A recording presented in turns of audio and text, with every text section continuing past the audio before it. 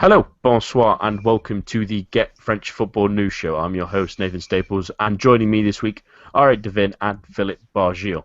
A decent league weekend exploded in controversy on Sunday after a social media outburst got everyone talking. But before we discuss the outcome of one particularly crazy episode, here's this week's news. Ligue 1's 26th match day got off to an austere start in Brittany as a late own goal from Arnaud Bukamutu was the difference as hosts Rennes hauled themselves above the visiting Angers 1-0. Saturday's early evening match saw a scoreless draw at the Parc des Princes, with visiting Lille turning in a customarily determined defensive performance to hold off leaders PSG. In the multiplex, however, there was a welcome change as most matches had their fair share of goals.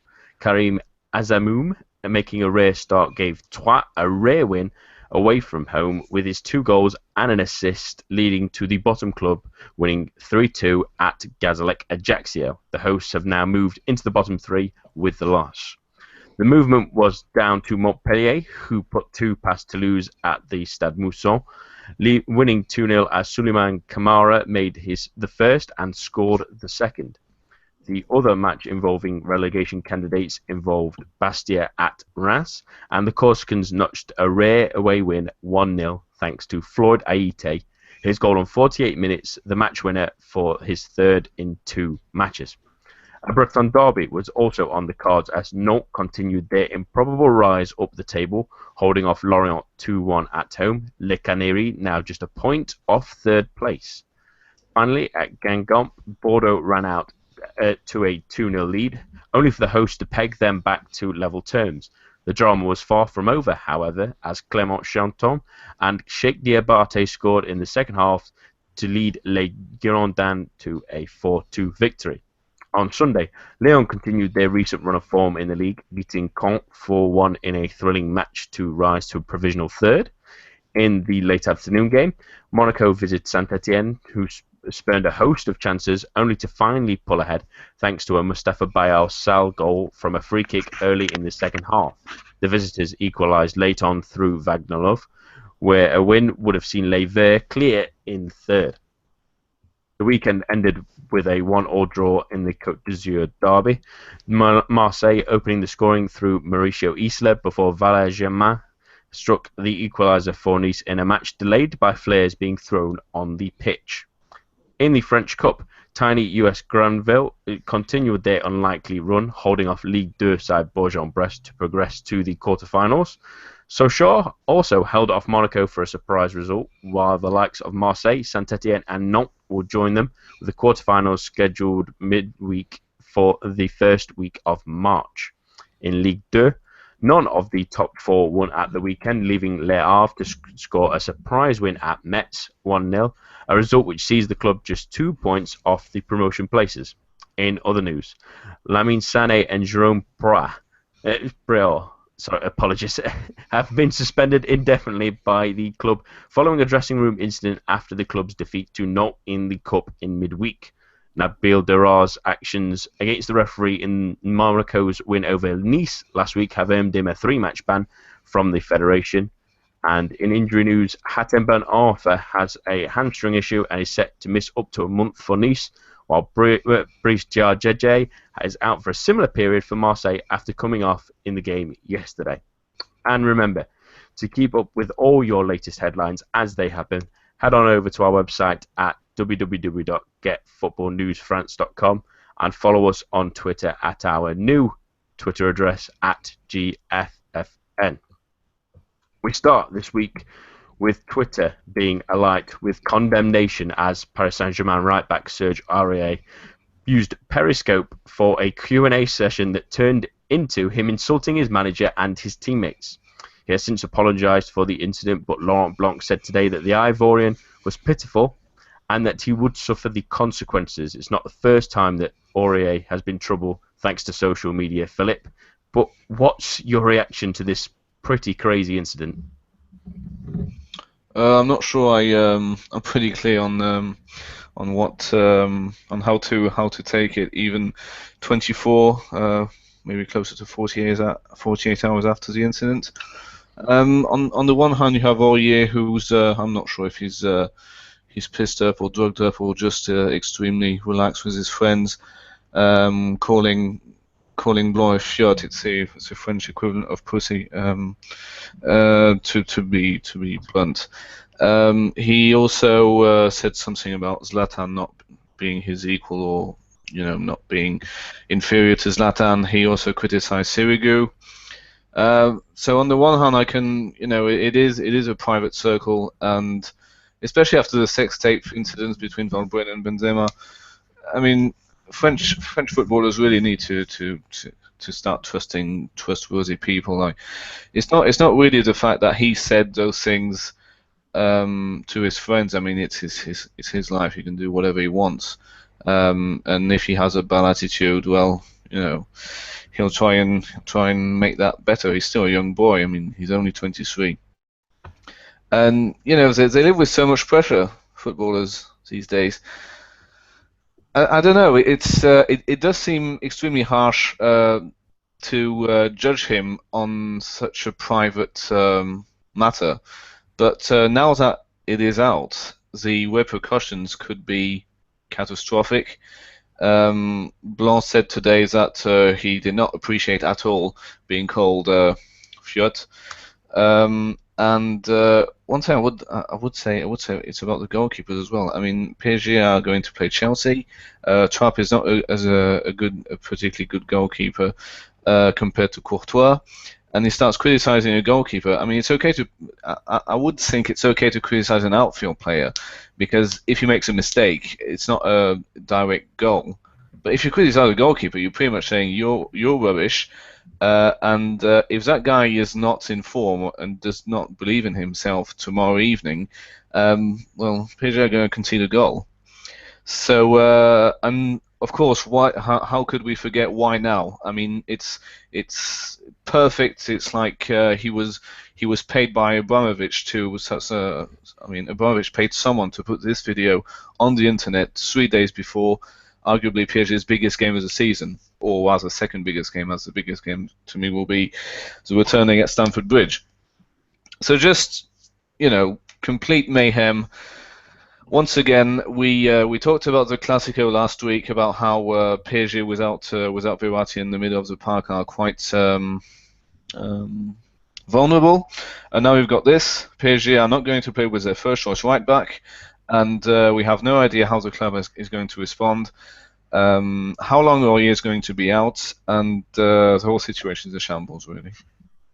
Eric, it's a pretty crazy situation, as we've already mentioned. What's your reaction to what Aurier said? This isn't the first time that Aurier has been in trouble on social media. We had the issue with him being suspended earlier this season after calling Bjorn Kuipers a quote-unquote dirty son of a bitch on a video that he posted on Facebook last year.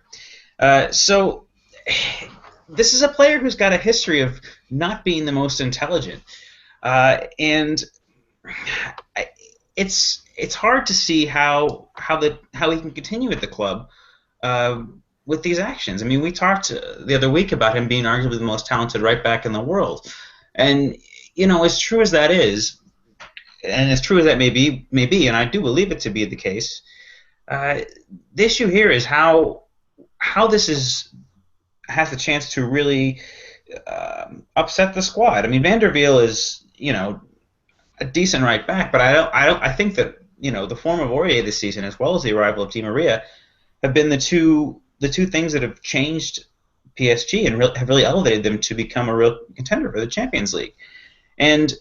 But the fact of the matter is, this player's stupidity has really put this all in jeopardy, and I just can't imagine what's gone through his head.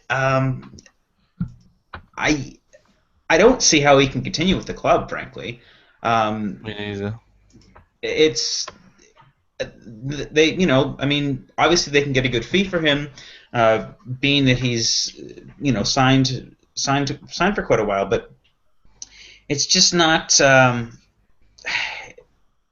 It's just mind-boggling that he would not only choose to do this, but to choose to do this at this point in time. As Phil rightly said, regardless of what happens in the league, an undefeated league season, and another domestic treble, PSG's season is coming down to the next 3 weeks in their position, their matches in the Champions League. With Aurier, I'd make them the favorites against Chelsea. Now, seeing the performance Chelsea turned in, albeit against Newcastle at the weekend, they look to be a little bit more motivated. And when the draw was made, PSG looked to be the clear favorite. But now I'd say it's probably just about even for me. And I don't know. It's a really frustrating situation. This isn't the first time he's done it, but I don't know. There's not really much you can say to defend him. Except that it's been done privately, and that it really should never have come out, ever. Well, and that's the whole problem. But this is one problem. The other problem is I've been listening to a podcast to a show from a renowned L'Équipe journalist, Didier Roustan, and it's also a generation issue as well. I mean, he was talking about France '98 and how players couldn't stand each other because there were gangs between one another. So there were maybe the Thurams playing, having their own little gang against the Zidanes and all that. Then you had the Ribéry's against the Gourcuffs, although Gourcuff was pretty much by himself, and it continues. It just keeps going on and on and on, and you have these very gifted players, physically, and I would say mentally as well, but they're just so cocky and arrogant that they just make those kinds of mistakes. This is. Or he is turning into Ben Arfa. He's basically throwing away a world-class career where he could play for the very best, and I'm thinking including Barcelona, to being, some guy who won the French league a couple of times, which is infuriating to him, but it's also infuriating to us. I mean, we did train this guy. I say we as a French, as a football country, France as a football country, not just PSG. It was Blanc who came to Toulouse and saying, "I want that guy. I want him to be my number one right back." And you get this problem all the time. You get these petty attitude problems, and I'm thinking of players like Sofiane Boufal, amazingly talented, but when things aren't going his way, he just petulantly gets bookings result into red cards, then he opens his gob, and then he gets in a row with the manager, then he gets suspended by the club, and then he has to apologize. It just never ends. It just never ever ends, and I don't see that kind of problem in Germany. I don't see that kind of problem in England. I think players are really much more disciplined, and I'm not even sure it's the academy's fault. I really do believe that there really is a point where if a footballer makes it to an academy, he just his head is like his ego just explodes, and you can't tell him what to do, especially off the pitch. And I don't know how exactly they behave in other countries, but I really do feel that a guy like Zlatan or a guy like David Luiz would never, it would never happen like that. He would never let that happen. I mean, okay, they're a bit older and a bit more experienced, but it just shows you how small times the French football are in a nutshell. If you see how I mean it. Well, to say for England, I think Julian Lescott's recent pocket tweeting will tell you exactly how petulant any footballer can be at any age. And really, the thing that irks me. But that's more an exception than the rule, isn't it, Nathan? It seems to be.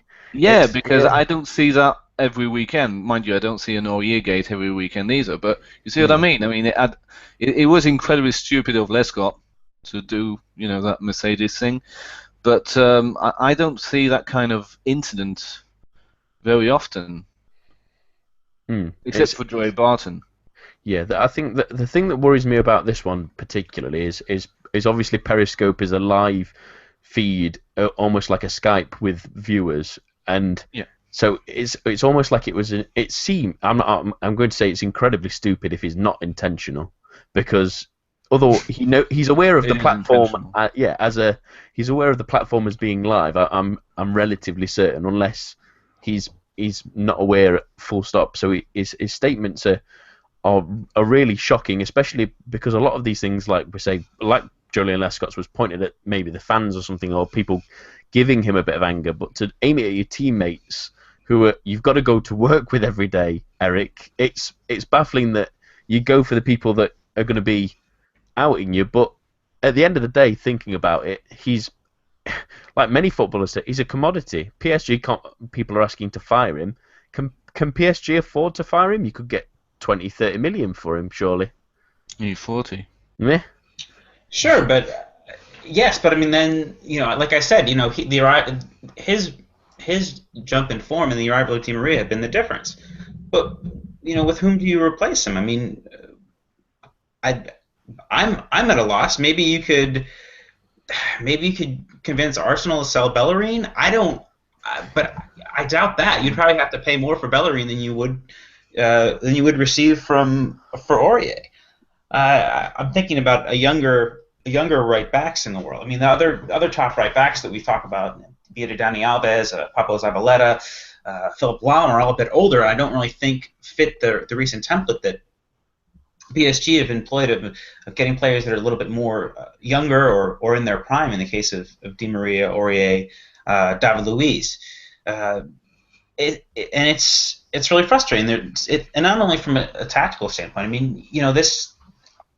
I can't imagine that they could keep him after what he said. There's no. These insults are just about unforgivable, and for a club that has such high ambitions, what does that say to the likes of Di Maria and Sirigu and to Blanc that they wouldn't support him? I mean, I know that Blanc's job's been in jeopardy in the past, but he's just signed this new extension in 2018. He really seems to have the club clicking on all cylinders. Perhaps Saturday's result notwithstanding, but again, with the cup match in midweek and Champions League ahead, you could forgive that one match, because for pretty much every other single match this season, PSG have come with an incredible focus and an incredible drive. I mean, it would have been easy to see them upset in one of the cups, and Toulouse gave them a hell of a time in the French Cup, I think, opening the scoring, and it was they've had opportunities to stumble and they haven't, and credit must go to Blanc for that, to not back him and to make Aurier move away. I think would be a serious misstep on the part of the club's hierarchy. I'll tell you what, I really wouldn't wish to be in that PSG board right now and having to make that decision. It's going to be extremely delicate to do it, because on the one hand you have to severely punish Aurier, but on the other hand you have to keep him at the club because he is one for the future. He will be one of the best right backs in the world. He's probably up there right now, and it's going to be extremely tough. And I don't even know what kind of punishment I would take. I don't know about you, Eric. I have no idea. Maybe suspend him till the end of the season. I mean, is that too harsh? I don't think this is reparable. I think that you have to. He said. I mean, he insulted Angel Di Maria too. For me, Di Maria is the difference this year, and Di Maria is one for the future too. He's 27 years old. He's still got another 4 or 5 years to top his game. You think he's going to want to play with Aurier on the same flank, even where they've got to interact with each other, on most possessions? I think that you've got to sack him. He's much more replaceable to me than is any other part of that team in terms of making a difference. And I think from a competitive standpoint and from a standpoint of harmony among the squad, that I think Aurier needs to go. I don't think there can be any question about this. Yeah. The club needs to show support for Blanc, who's done well by them, for Di Maria, who's done well by them, and for Sirigu, who's done well by them too. I mean, that's the thing. Sirigu's not starting this season, but he's been a great servant over the past few years, coming coming to PSG as a rather unheralded goalkeeper, and doing well to help them win championships and achieve a modicum of success in Europe as well. And the other thing too is beyond these specific players, what sort of message does it send to the rest of the squad that he can get away with this? It can't be a suspension at the end of the season and you loan him next year. He has to go full stop. There's plenty of opportunities to move him on. I could think of Bayern Munich wanting him. I could think of Manchester City wanting him, given that their fullbacks are a little bit older. He has played on the left before for Lens and for Côte d'Ivoire, so he could also be used as a left back if you need to. Manchester United, Darmian hasn't exactly worked out that well this season. I think there's a lot of places he could go. Chelsea in place of Ivanovic. There's ample opportunity for Aurier to be moved on, for the club to get a fair price for him, and to restore this club to where they were prior to Saturday. And also a jump-off point from that, keeping Aurier means getting rid of more than Aurier. If you get what I mean, Blanc will probably have to move on because I doubt he would accept keeping him in the squad, knowing that he's made discontent. Because there's going to be players that haven't been insulted, but are insulted that their friends and their teammates have been insulted, and think, well, what does he think of me? So it's almost as if you have to move an enormous amount to keep him around, whereas you could just move him out. The only worry now is their bargaining chip of trying to get a fair price for someone like that who has criticised his teammates. Yeah, there will be clubs interested, absolutely. And probably knowing the other clubs will probably assume that PSG will want him out of the club as soon as possible. Exactly. Which means not paying that much money for him. Exactly. There's not a lot of clubs can afford his wages that he's on at PSG right now, but also they'll say, okay, well, we should get him for a pretty fair price and get a world-class right back for a pretty fair price. And the worst part is, I'm convinced that his attitude will be spot on abroad for some reason. It could be that he's away from those friends that helped him perform this Periscope at the moment. Yeah, then we go back to who the hell are Benzema's friends, who the hell are Aurier's friends who let a video like that go to the press. It's just baffling. But I don't know. We don't really have the story on how that video came to Facebook or Twitter. So yeah,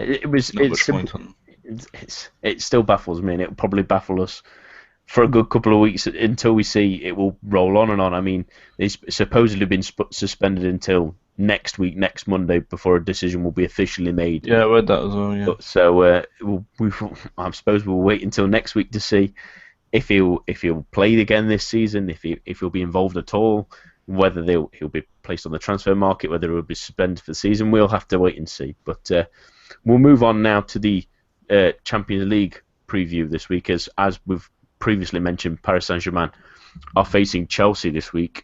Philip, I want to get your thoughts ahead of the game and PSG's form going into this one. They drew 0-0 at the weekend against Lille. That kind of result's really been coming. Are you a little bit worried heading into the game? Yeah, I am, and I was actually before the whole Aurier scandal broke out on Sunday. So 0-0 against Lille. It's not the worst result in the world. And Ibrahimovic wasn't playing. I believe Thiago Silva wasn't either. Cavani missed an open goal. PSG should have won that. Probably would have won that on another day.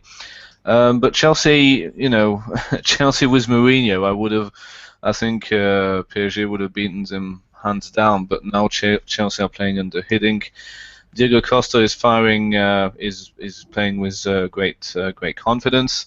Willian has continued to have a really good season. I saw the highlights of their win against Newcastle, and they look like a threatening team again. Finally, they're beginning to show what they can do, what they're capable of doing.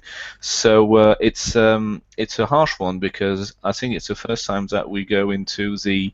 I think it's one of those times where we go against Chelsea as favourites undeniably, because we have won the league already, and Chelsea's season is over. And this is why I'm extremely worried, because PSG have everything to lose.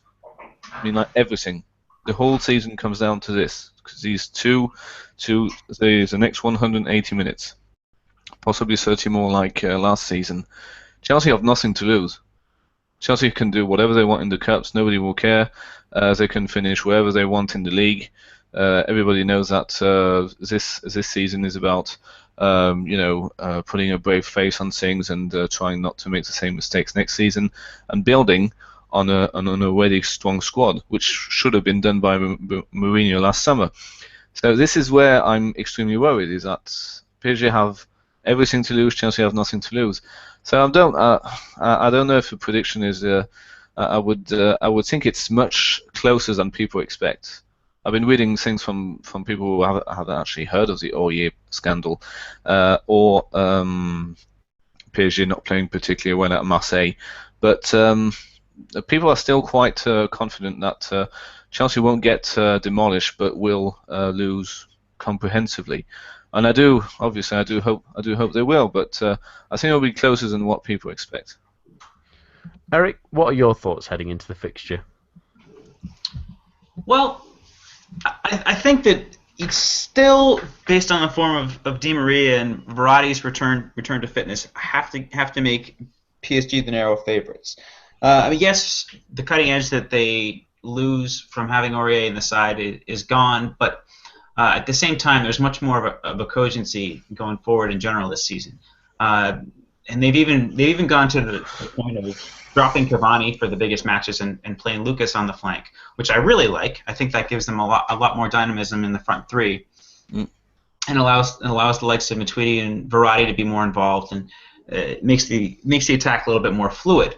So I think a lot depends on how Laurent Blanc decides to set out his stall tomorrow. Is he going to do the tried and trusted front three of Cavani, Ibrahimovic, Di Maria, or is he going to play the likes of a Javier Pastore or a Lucas Moura on the left? If he does that, I think that I have to give PSG the advantage. It shows a real brave approach on the part of Blanc to realize that the Cavani on the left experiment doesn't really work. That the team can't be privileged just to simply include him because of the fee and the wages paid for him.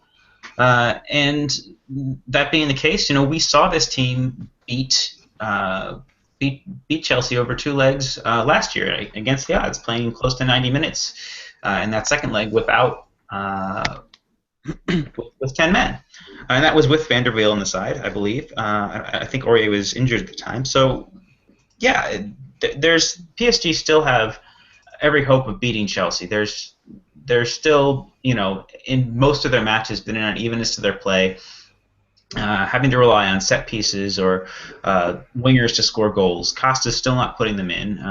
Remy's gone to Leicester. Falcao is your option off the bench. I think that, in this sort of nip and tuck, chippy match that we could expect, that I don't see Diego Costa on form getting the best of the likes of David Luiz and Thiago Silva. I think on the wings, Eden Hazard's been far off his best, and that leaves Chelsea's only real goal-scoring threat to be Willian. And he's a fine player, but how many goals has he scored from open play? So I think looking at this tie, I'd probably look at PSG to be something like 2-0 or 3-1 winners on aggregate. I think that they're well set up, even without Aurier, to be solid at the back, to undo Chelsea's center backs with balls over the top, particularly with Kurt Zouma out. I think his pace could be really something that would be a great aid in Chelsea's defense. But we've seen time and again how the passing range of the likes of Silva and Luiz can be really instrumental in picking out runners from the flanks and Ibrahimovic as well. So I think the Aurier thing is a distraction, but I think that based on the experience that these players have, again, this is a very veteran team. Even Marco Verratti, who's a little bit younger, is still someone who's played more than 100 professional matches, and we're looking at a team that is going to brush this off and and come to play and get the results over the next 3 weeks. I do believe that it will be a strength of character if the dressing room shows unity in this trying period, and the Silvas, the Luis, the Zlatans, and Thiago Motta just show it says, okay, there's been an incident. Yes, it's bad, but we're still going to get the job done, no matter what. And that will be a strong statement of intent, because on paper, PSG are better than Chelsea, but still there is this slight chance that if PSG don't score after 25, 30 minutes, people will start going to be a bit restless, and maybe they will get to the players. I don't think so, because we really have a great team that can play against Chelsea tomorrow. So yeah, but I do think there is this slight possibility of PSG becoming a bit worried as the game goes on. But I mean, if it's bad news for us that Oye is not playing, I believe Terry has been ruled out, which is kind of a blow. Well, we welcome Jack Davis of the Chelsea Fans channel on YouTube to the show. Welcome, Jack. Hello, Hey, Jack. guys. Hello there. We'll talk about the Chelsea's current form to begin with. How are they shaping up ahead of the fixture on Tuesday? Well, I think this game is coming at quite a good time for us. As you all know, Chelsea had a terrible start to the season, but since Gus Hiddink's come in, I feel like he's done a really good job of steadying the ship, and we've now gone 10 games unbeaten. This weekend, we just registered our biggest win of the season. We beat Newcastle 5-1.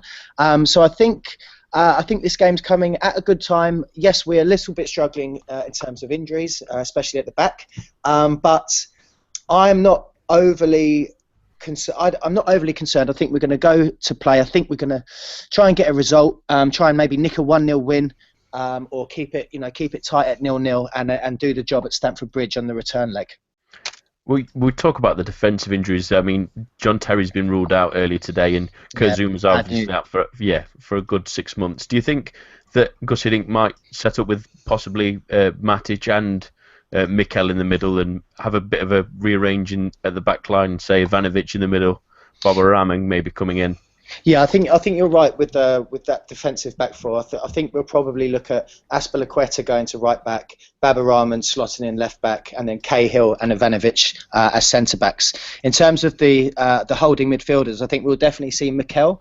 But I have a feeling, maybe you can correct me on this, but I have a feeling that Matic is suspended for tomorrow's game. That's correct. Yeah. Yeah. So I see it probably being Mikel side by side with probably Fabregas in the kind of holding midfielder role, and then further forward, I think we'll see probably Willian on the right wing, Pedro on the left with Hazard up the middle, or some variant of those front three. Pedro had a fantastic game this weekend, scored 2 goals, and it really looks like the player that we thought we were signing back in the summer, because he hasn't really done it very often for us this season. But yeah, his confidence should be high after a fantastic performance against Newcastle, and I'd really like to see him get the nod, get the starting lineup, maybe above Oscar, because Oscar's just returning himself from a calf injury. So yeah, I think a attacking midfield trio of Pedro, Hazard and Willian supplying the main man Diego Costa up front could cause PSG some problems. So let's talk a little bit about maybe the worries that you might have ahead of facing PSG. What strikes maybe a little bit of fear in you about the French champions? Well, I think their league form this year goes a long way to tell you how well they've been playing this season. I think they've got class throughout their squad. We know PSG very well now. This is the 3rd successive season that we've been drawn to face them in the Champions League. So we know all about the quality in their squad. Fantastic defenders, and the likes of Silva and David Luiz. And I guess the main man that we'll all have our eyes peeled on is Ibrahimovic. If we can keep him quiet, then that might be half the battle won. But I think in terms of quality, PSG are kind of sport for choice. yeah, there's plenty of guys out there that can inflict some damage on Chelsea tomorrow. We just need to be kind of resolute and try and stand up to it. It's going to be a tall order without John Terry, without him there marshalling the defence, telling the midfield in front of him, what to do. We're going to miss his leadership skills big time. But we do have enough big other personalities in the squad to try and keep PSG at bay, because I think no two ways about it, PSG certainly go into this game as favourites to win. But do you think it will be a defensive-minded approach to the tie, not only for tomorrow, but also for the return leg? Obviously, the return leg depends a lot on the result of tomorrow evening, but do you think Hiddink will be, because we saw a very defensive Chelsea last season. Yes. It was really surprising, because you were playing superb football in the first half of last season. And after in the second half, you just started defending a lot. Park the bus. Yeah, and I was actually quite disappointed of that, because I was expecting a much better Chelsea PSG than we saw last season, especially the return leg. So do you think you'll set up tomorrow with with a parking the bus attitude? I mean, I know that Mourinho probably would have done that. Yeah. But I'm not sure about Hiddink. I mean, you do seem to get a lot of draws, which is better than losing, obviously. So yeah, basically, what do you think? You'll be cautious in your approach, or will you? Yeah, I mean, I don't see us taking a really gung ho approach and men pouring forward at every single opportunity. I think when we go to Paris, we've got to be sensible, we've got to be smart, and we have to sort of get used to playing without some of the key players that are going to be missing tomorrow. So I think just because we haven't got our usual back line of like Terry and Zuma, I think the back four aren't going to be taking any risks. I do think it will be fairly. I wouldn't say we'll go into it defensive, but I think Hiddink will certainly get the message across that under no circumstances, can we afford to concede an early goal. I think we'll be looking to keep it really tight at the back and hit you on the and hit PSG on the counter attack. Diego Costa is in fine form at the moment, and he'll be itching to get onto the score sheet, no doubt about that. So yeah, I don't see it being a particularly goal fest. I don't see it being a goal fest, but B, I don't see it being like a Chelsea park the bus. We're here to sort of grind out a 0-0 or something like that. I think we'll be looking to play smart and try and nick maybe a 1-0 win, playing counter-attack football. I think that's an interesting point to make. I mean, goals change games, and especially away goals in Champions League knockout rounds. Eric, let's talk a little bit about how PSG will probably set up. I mean, we know Aurier won't be taking part in the game, but Verratti's still very much a doubt. Is that the main issue that PSG have heading forward? Yeah, I think so. There might be some debate as to whether Vanderveer or Marquinhos will play at right back. We have to remember that Marquinhos, around this time last year, was deployed at right back for quite a stretch of games, as both Aurier was away at the African Cup of Nations, and Vanderveer was injured. Marquinhos played about a dozen games at right back. But I think for this match, PSG will want to go to the bridge with an advantage, and Vanderveer gives them much more of an attacking presence going forward at right back. So I look for Maxwell, Luis Silva, and Vanderveer on the right. I think the forward line, as I said, I worry that Cavani will start, but I would hope that the front line would be Ibrahimovic, Di Maria, and Mora. There's been some question that Javier Pastore could start if Verratti isn't fit, with Mata and Matuidi alongside him. Pastore played fantastically well, particularly in the second leg of this tie last season. I know he's sort of seen as a fancy Dan type, a great attacking player with a good eye for a pass, but particularly in that match when PSG were down to 10 men, his movement and getting about the pitch to close things down defensively was really outstanding. And I think that, with Fabregas, if he does start, not being at his best in midfield, I think that Pastore could be really key in pressuring Fabregas in central areas to give up the ball. So again, there's quite a few doubts. We won't really know until tomorrow what's looking good. But I would hope that Laurent Blanc would try and be as attack-minded as possible, and that means for me dropping Cavani, and if Verratti is a doubt, playing Pastore in his stead in central midfield. I'd actually bring on Lucas as a plan B if things aren't going to plan. I think he's a very much an impact player. So, but I do agree. I would actually rather have Lucas start rather than Cavani. But on the other hand, if it's still 0-0 or 1-1 at half time, or bring him on after 65 minutes, I would bring on Lucas. So it's a tough choice really. But I did actually read on League today that Verratti cannot play 90 minutes. So he could start, but I don't think he would play the whole game now. Yeah, I think that's music to Chelsea fans' ears that Verratti's a doubt. I'm more than happy to not see him on the pitch tomorrow. Yeah, I think he signed a new contract earlier today, and he didn't allude to into the conference whether he will be playing or not. So we're still up in the air until probably kick-off time if whether he will start or even play any part of the game. But we'll wait and see. Just before we let you go, Jack, I just thought I'd get your thoughts on the press speculation earlier today on Hazard talking about PSG. Ideal time talking about it, wasn't it? But what's your thoughts on that?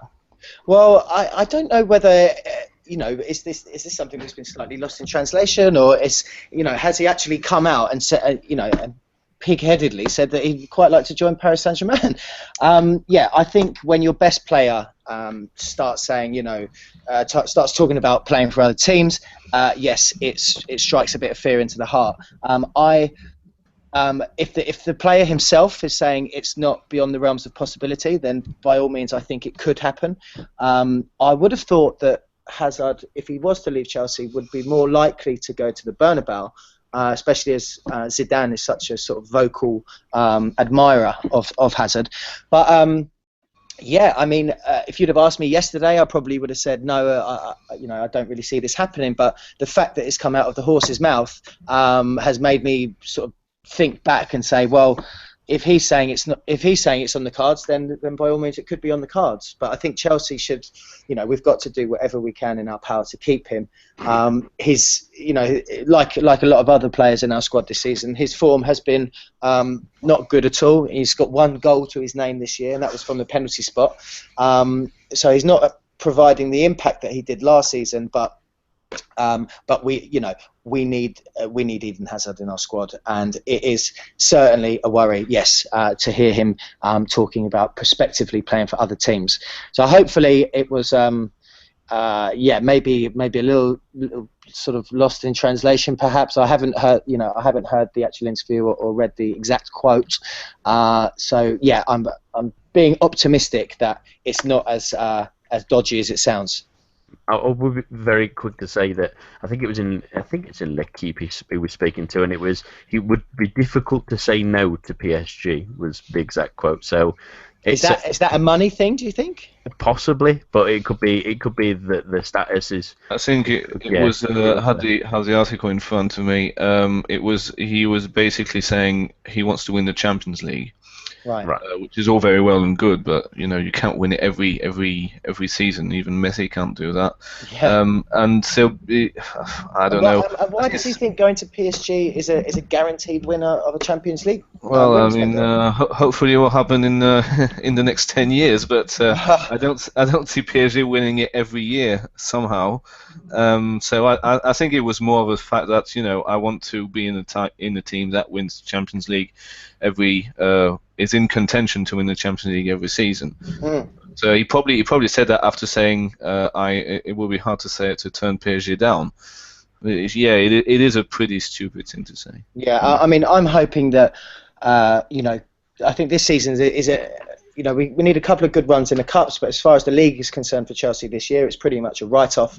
So it's damage limitations time. I think we should spend the rest of this season, the next 4 months, blooding our youngsters, getting as much game time under the belt for the young ones, floating around the peripheries of the squad, people like Loftus-Cheek, so that by the time pre-season or the new season starts in August, we've essentially got a bunch of new signings, which is what they would be, if they've managed to get some proper first-team football under their belt this year, when arguably, things don't really matter because we're not going to, there's no way we're going to win the league.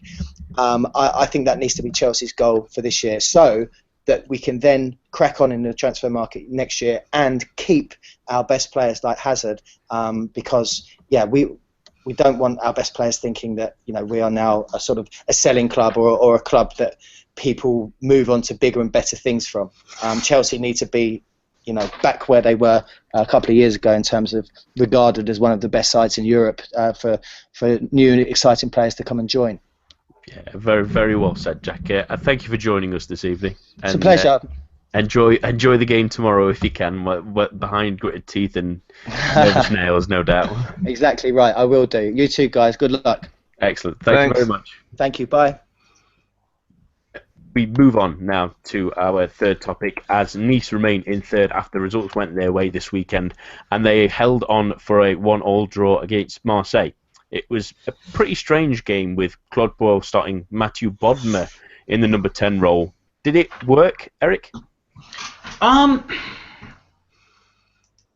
have to say no. I feel like having watched the match, I just watched this morning actually before morning. It's 1 o'clock here in the United States. Having watched it this morning, I was struck by the fact that there was good movement, but Bodmer just seems to stumble with the ball at his feet. I mean, this is the thing. We've seen this time and again in Ligue 1 this season, whether it's PSG, whether it's Lyon, is that sometimes these managers are so wedded to their tactical system that they want to press forward with it, even without key personnel, whether that's Nabil Fekir missing for Lyon, whether that's Edison Cavani being far from ideal left wing for PSG in their 4-3-3. That they just stick to these systems without a real thought process for how it'll actually function. Philip and I were speaking yesterday on Twitter, and he mentioned that yes, Bodmer's played there during his spell at PSG. This would have to be I'm guessing what, Philip, the 2010-11 season maybe? After he'd left Lyon, he played in attacking midfield. Yeah, something like that. Probably so a bit. 5 or 6 years ago, and sure, I mean, Bodmer's a wonderfully versatile player, but again, he's 33 years old, and we've seen in several other instances this season, it's really difficult, given the pace and physicality of Ligue 1, to trust that creative role to an aging player. Benjamin Nive is another good example of this at Troyes. Given how dynamic and fantastic he is with the ball at his feet, Ben Arfa needs to be replaced by someone who is equally good at linking play. And for me, that would have been Jean-Michel Seri. I would have moved Seri forward, started Remy Walter, who's arrived in the winter window, and I think is a real good buy. And to allow Playa and Germain to be the front two. But as it was, Bodmer wasn't doing very well at linking play, and that forced Germain to drop deeper and be sort of a more creative player as well. But that also had the knock-on effect of not allowing Playa into the game as well. Playa was often drifting out wide and wasn't really looking to get on the ball as much because he was trying to allow space for Bodmer. And when the goal finally came, it was a lovely cross, really, from Coziello to play in Germain for the goal. So I think there's two things that Claude Puel should have done perhaps to win this match, and that I think he needs to really look at because again, this Ben Arfa injury is a continuing issue, and Nice are still in good position for that Champions League spot. But I would have to question if he's going to persist in this manner, whether they would still be considered favorites as they perhaps would have been 3 weeks ago. So again, you can play Seri with a midfield behind him of Walter, Mendy, and Coziello, or you get out to play a 4-3-3, similar to what PSG do, and maintain that same three-man midfield, and perhaps push the likes of Ricardo farther forward to have play on the opposite wing, and Germain is a lone center forward. So I think there's two ways to approach that. One is maintaining that diamond 4-4-2, but playing Seri further forward. The other is to switch to a 4-3-3, which I think will give them a little bit more dynamism in attack. Yeah, given Ricardo's ability to get forward, such as he showed at the weekend and has demonstrated throughout the season.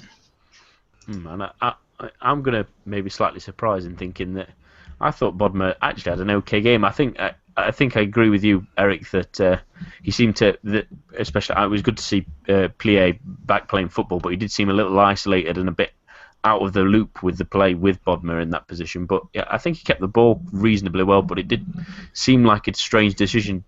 Let's mention Marseille, Philip, and they missed a number of chances in that one. Should they really have beaten Nice in this one?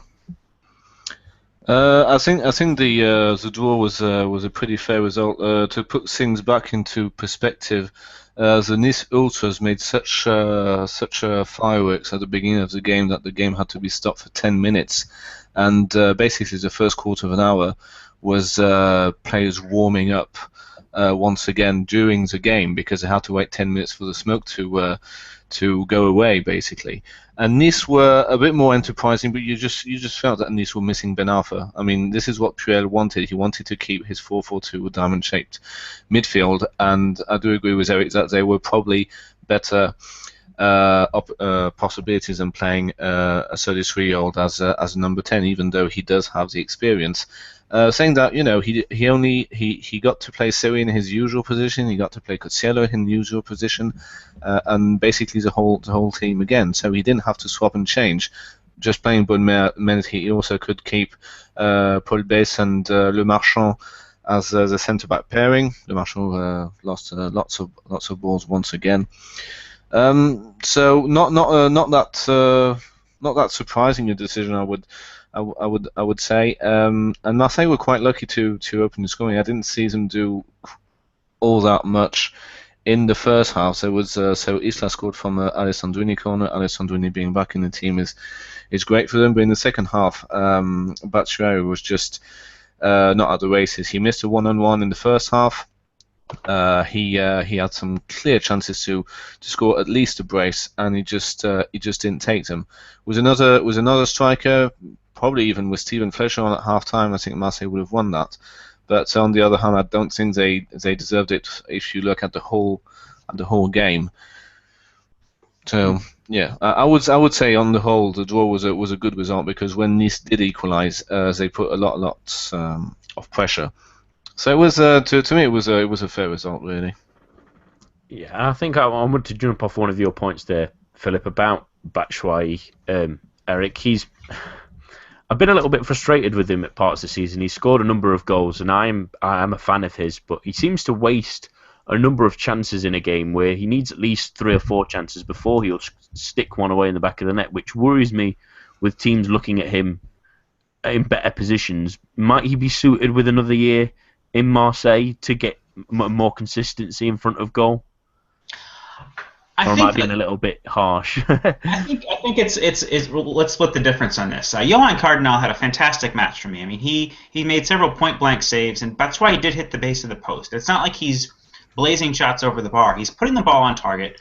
He's got a young, informed goalkeeper doing his best to keep him out, and anybody can hit the post. I mean, and yes, it was a little bit frustrating, but again, as Philip rightly said, a draw is a fair result. I mean, Nice had several very tight offside decisions go against them, particularly midway through the first half. So there were chances on both sides. It wasn't as if Batshuayi lost the match by himself. But that being said, he still, I think, as fantastic as he is, as a great a physical specimen as he is, he could stand to be a little bit more clinical. We think about the piles and piles of matches that Marseille have drawn on the season, and that, I think that's the difference, right? This club had just recently ended that lengthy undefeated run against Paris Saint-Germain the other weekend, but I mean, let's face it, they've drawn 11 times, which is joint second in Ligue 1, turned, say, 4 of those into wins, and they're on 43 points, clear in second place, rather than being on 35 points in mid-table. It's a huge difference given how tight the table is. I do think, that being said, that the return of Alessandrini will do well to help Marseille get on the score sheet a little bit more. But let's face it, I mean, until Steven Fletcher's arrival, Marseille have been sort of shorn of options. We've seen Georges-Kevin Nkoudou operate as a striker at times, but I don't think that he necessarily has the goal-scoring acumen either to lead the line. So perhaps with the Europa League coming and continued fixture congestion, Stephen Fletcher will get more of a chance to show what he can do. But yeah, for the time being, Batshuayi definitely needs some more development. I think I am being a little bit harsh on a young player, but it isn't the first time I've seen him miss a few chances. But let's chat about the Europa League upcoming this week. Obviously, Marseille will be involved as they host Athletic Bilbao. Philip, can they knock off the Spaniards? At this moment in time, I think they will happily stay with mid-table in Ligue 1 and take the Europa League seriously. Haven't followed that much Athletic Bilbao. I'm still on no because of the lack of squad depth, and I don't think Michel is particularly wants to go particularly far with that. And I think it'll be a quality. Yeah, it'll be a quality game, and I do reckon it'll be quite tough for Marseille. So I still think Marseille it won't be they won't get humiliated. I wouldn't think, but I do believe that they won't get knocked out. Yes. Eric, what do you think of the tie? I've been really impressed with Marseille the more I've been watching them. I think that their defensive solidity has really improved. I think that when the draw was made, we had all sorts of questions about their central defense, but it looks like Rolando and Nkulu have finally, developed into a nice central partnership. I do worry about the loss of JJ. I think that he can be a real spark going forward, and he's at his best. So that'll probably mean that Isla starts at right back on Thursday. So that's a concern for me. But I think that, like I said, the defensive ability of that center back pairing and the ability of the wings to press and track back. I think if Marseille can, I'm sorry, are they away on Thursday? It's at home. I think it's at home. Yeah. It's at home. Okay. So yeah, if they can get a win or at least keep a clean sheet on Thursday, I'd give them every chance to go to Spain and potentially win the tie. Yeah, I'm in that camp, but I do worry that Marseille can't hold off a team for 90 minutes, and a goal for Atletico Bilbao will be real encouragement with Aritz Aduriz in the form he's in, and Iñaki Williams and the like. I know their results of late have been a little bit poor, but they have had to play Barcelona 3 times and Real Madrid in the last 7 games, so it's not ideal preparation, but it'll be a difficult one for them. Another team that are involved in Europa League action is Saint-Etienne as they host Basel at the Stade Geoffroy Guichard. Philip, is this a game that Saint-Etienne should be looking to win? Yeah, definitely. The only thing of concern I would think is players who have started the season. Will they be motivated to take this seriously? But with the new arrivals with Tannen and Sutherland, I would say that they have a pretty good chance of knocking Basel out, even though Basel will be extra motivated because the final will be in their stadium. But if I'm looking at that from a non-Swiss league football specialist, I don't know how well Basel are. I mean, they're usually well drilled. They usually have some real pace down the wings. So I'm more confident for Saint-Etienne than for Marseille. Eric, what do you think of Lever's chances? I say the same. I think they're at home. The Chaudron is going to be up for this. If they can get No a 2-0, sorry? No away fans allowed. All right. So that's pretty good. I mean, maybe it doesn't make that much of a difference, but Yeah. Carry on. I think that Saint-Etienne are going to be up for this. They're getting the players back from injury at the right time. The likes of Tabanu, Théophile Catherine, Kevin Monipake, all featured on Sunday, and I think they're back to form at the right time. And I think that, as Philip Britley mentioned, the winter acquisitions have made a huge difference for Saint-Etienne. For me, the injury to Beric and seeing this draw being made, I was not very positive about it, given how well Basel have done in Europe over the past few years.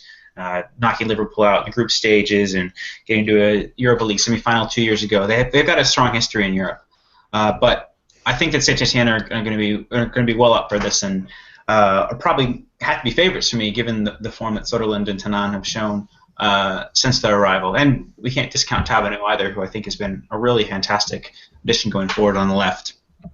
And assuming that Basel have only started their league season at the start of February, as well as I can see, so whether that's an advantage of fresh players or whether that's a disadvantage of lack of form, potentially, it all goes out the window when it ends up being Europe. But that's all for this week. My thanks to Eric, Philip, and Jack for joining us this evening.